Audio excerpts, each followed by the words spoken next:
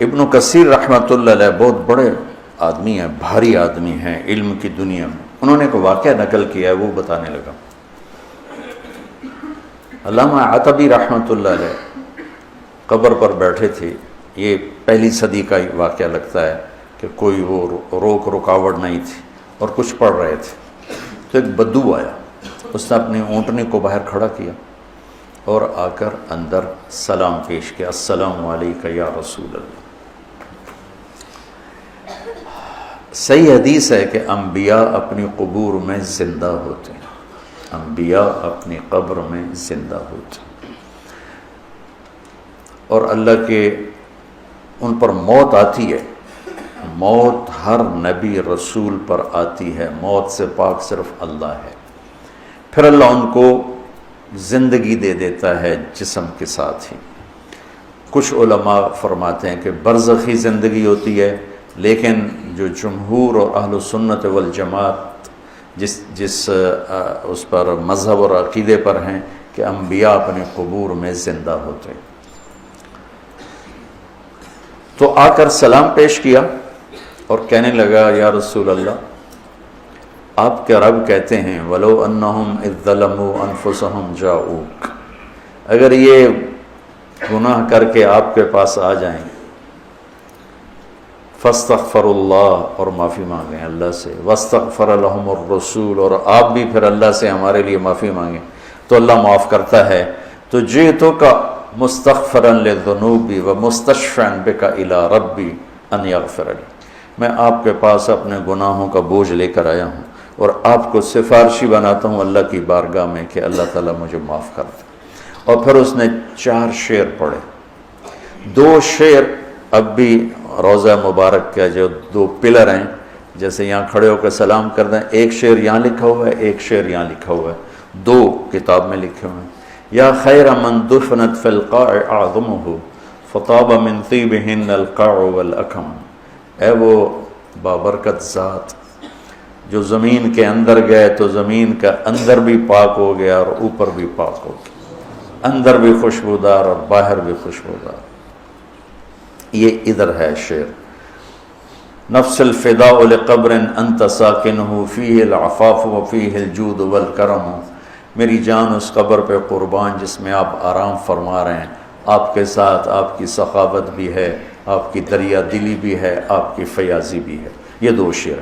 اگلے 2، انت الشفیع الذی ترجى شفاعته علی الصراط اذا ما زلت القدم، آپ ہی وہ شفیع مذنبین ہیں کہ پل صراط پار ہوگا آپ کی سفارش اور شفاعت سے، عملوں سے نہیں، آپ کی شفاعت سے پل صراط پار ہوگا۔ وصاحباک لا انساہما ابدا، اور میں آپ کے دونوں ساتھی ابو بکر عمر کو بھی کبھی نہیں بھول سکتا۔ منی السلام علیکم ما جرى القلم، کیا شعر کہہ گیا اور کیا بات کر گیا، یا رسول اللہ قیامت تک جب تک قلم چلتے رہیں میرا سلام آپ تینوں کو پہنچتا رہے۔ قلم تو کبھی رکتا نہیں، اور آج کل قلم بہت زیادہ چل رہا ہے، کمپیوٹر کتنا بڑا قلم وجود میں آ چکا ہے، تو کیا بات کر گیا، عرب کی فصاحت پہ قربان جاؤں، لہم السن فصیحہ۔ ایران کے بادشاہ نے کہا تھا کہ عربوں میں کیا خصوصیت ہے، تو وہ تھا امیہ بن ابی سلط، اس نے کہا لہم قلوب جریہ وانصاب محفوظہ والسنۃ فصیحہ، کہ میرا سلام پہنچے آپ تینوں کو جب تک قلم چلتا رہے۔ اور پھر وہ روتا ہوا باہر نکل گیا۔ علامات بھی کو ایک دم نیند آ گئی، بیٹھ تو خواب میں اللہ کے نبی کا دیدار ہوا، کہا عتبی جاؤ اس بدو کو خوشخبری دے دو کہ تیری فریادیں پہنچیں اور تیری بخشش ہوگی۔ ہمارے نبی کے معجزات میں ایک معجزہ ہے کہ آپ کی قبر موجود مشہود، باقی جتنے انبیاء ہیں ان کی قبریں یقینی نہیں ہیں۔ ابراہیم علیہ السلام کی قبر موجود ہے اور کئی انبیاء کی قبریں عراق میں، فلسطین میں، لیکن یقین سے نہیں کہہ سکتے کہ واقعی یہ ہیں، صرف ہمارے حبیب پاک ہیں جن کی قبر مبارک یقین کے ساتھ ہے۔ اور آپ کا فیض آپ کے جانے کے بعد بھی دنیا میں چل رہا ہے، جاری اور ساری ہے، اور اللہ تعالیٰ نے ہمیں آپ کا امت ہی بنایا، تو جیسے وہ کر گئے ویسے کر دو، تو اللہ تعالیٰ جب بھی دیکھے گا خوش ہوگا، میرے حبیب کی شبیہ۔ یہاں وہ اپنے آپ کو بناؤ جو میرے نبی نے اپنے آپ کو بنایا، اپنے نبی کی نقل اتار لو، اللہ کو اچھے لگو گے۔ میں کوئٹہ میں تھا جماعت میں، بیان کے بعد کمرے میں تھا تو باہر رش تھا، دروازے میں شیشہ لگا ہوا تھا، تو ایک آدمی رونے کی شکل ساتھ ایک بچہ، تو مجھے اندازہ ہو گیا ملنا چاہتا ہے، اور ساتھی ملنے کے لیے روک رہے تھے، بیان کر کے آئے۔ میں نے کہا اس آدمی کو اندر بھیج دو۔ وہ اندر آیا، اس کے ساتھ اس کا بچہ تھا، اور آتے میرے سامنے، جی میرے بیٹے کے لیے دعا کرو، اور ساتھ ہی رونے لگا، یہ بیمار ہے۔ میں نے کہا اس کو کیا ہے؟ کہ اس کے دل میں سوراخ ہے۔ میں نے کہا تو اس کا تو آپریشن ہوتا ہے۔ کہ میں غریب آدمی ہوں، 2.5-3 لاکھ کا خرچہ ہے، میں کہاں سے کروں؟ میں نے اس کے بیٹے کو دیکھا اس کے بعد، تو وہ مجھے بالکل اپنے بیٹے علی کا ہم شکل نظر آیا۔ وہ بھی چھوٹا تھا۔ آپ یقین مانے میں نہیں جانتا وہ کون آدمی ہے، کون، صرف اس بچے میں نے اپنے بچے کی شبیہ دیکھی، مجھے اتنا پیار آیا۔ میرا بھائی دل کا ڈاکٹر ہے، میں نے اسی وقت فون اٹھایا، میں نے کہا ایک مریض بھیج رہا ہوں، اس کا 1 پیسہ نہیں لگنا چاہیے، سارا اس کا علاج ہم کریں گے۔ ان کا ٹھیک ہے بھیج دو۔ اس کا صرف کوئٹے سے لاہور کا کرایہ اور لاہور سے کوئٹے کا کرایہ خرچ ہوا، باقی سارا انتظام کیا کس بات پر؟ میرے بیٹے کے مشابہ تھا۔ تو میں ایک چھوٹا سا آدمی ہوں، اور اپنے بچے کی شبیہ سے محبت آئی اور میں نے اس کا علاج کروایا۔ تو جب اللہ اپنے حبیب کی شبیہ تم میں دیکھے گا تو اس کو کتنا پیار آئے گا۔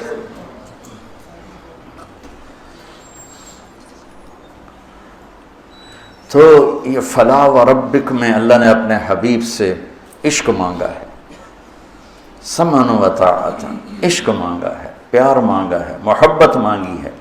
صرف یہ نہیں مانگا کہ اس کے فیصلے قبول کرو، یہ مانگا ہے کہ دل جان کی گہرائیوں سے قبول کرو۔ پھر ایک اور آیت ہے، وَمَا أَرْسَلْنَا مِن رَّسُولٍ إِلَّا لِيُطَاعَ بِإِذْنِ اللَّهِ وَلَوْ أَنَّهُمْ إِذْ ظَلَمُوا أَنفُسَهُمْ جَاءُوكَ فَاسْتَغْفَرُوا اللَّهَ وَاسْتَغْفَرَ لَهُمُ الرَّسُولُ لَوَجَدُوا اللَّهَ تَوَّابًا رَّحِيمًا۔ یہ بھی آپ کی شان میں بہت بڑی آیت ہے۔ خیر سارا قرآن ہی آپ کی شان بیان کر رہا ہے۔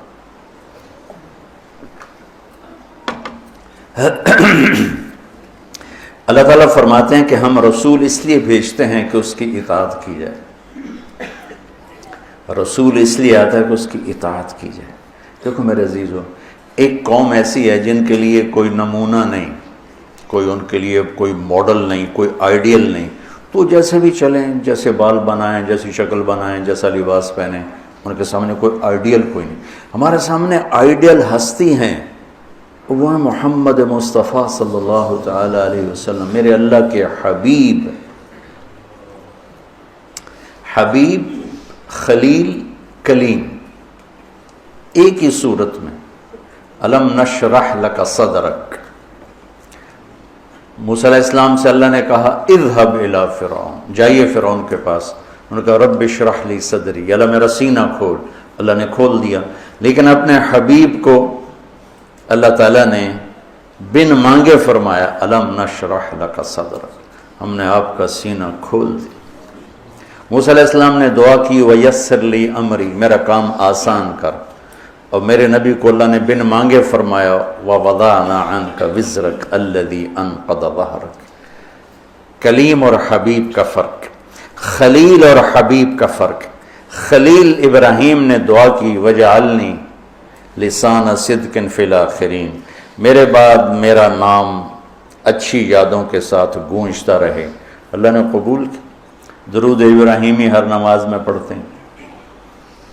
اپنے حبیب کو مانگنے سے پہلے فرمایا وَرَفَعْنَا لَكَ ذِكْرَكَ، ہم نے آپ کے نام کو بلند کر دیا، آپ کی ذکر کو بلند کر دیا بن مانگے۔ خلیل اسے کہتے ہیں جس کی محبت گڑ جائے راسخ ہو جائے، اور حبیب اسے کہتے ہیں جس کی محبت کی انتہا نہ ہو، کیونکہ حبیب ہے حبہ سے، حب دانے کو کہتے ہیں۔ دانے کی صفت کیا ہے؟ ایک ڈالو 700 ہو جائے گا، ٹھیک ہے، پھر 700 ڈالو تو ہر دانہ 700 ہو جائے گا، پھر ایک دانہ ڈالو تو ہر دانہ 700 ہو جائے گا۔ تو حبیب اسے کہتے ہیں جس کی محبت کا کوئی سرا نہ ہو، کوئی انتہا نہ ہو، یہ حبیب۔ اور خلیل اسے کہتے ہیں جو ملاقات چاہتا ہو، اپنے محبوب کی زیارت چاہتا ہو، اور ساتھ کچھ عطا بھی چاہتا ہو، کچھ ہدایہ بھی چاہتا ہو۔ اور حبیب اسے کہتے ہیں جو صرف اپنے محبوب کی زیارت چاہتا ہو اور کچھ بھی نہ چاہتا۔ تو اللہ نے ایک ہستی بنائی، اور ہر شے میرے نبی کی محفوظ ہے۔ یہ واحد نبی ہیں جن کی چھوٹی سے چھوٹی ادا بھی محفوظ ہے۔ تو ہمارے پاس تو کوئی حجت کوئی نہیں کہ جی ہمیں تو پتہ نہیں تھا ہمارے نبی کیسے تھے، کیا کرتے تھے۔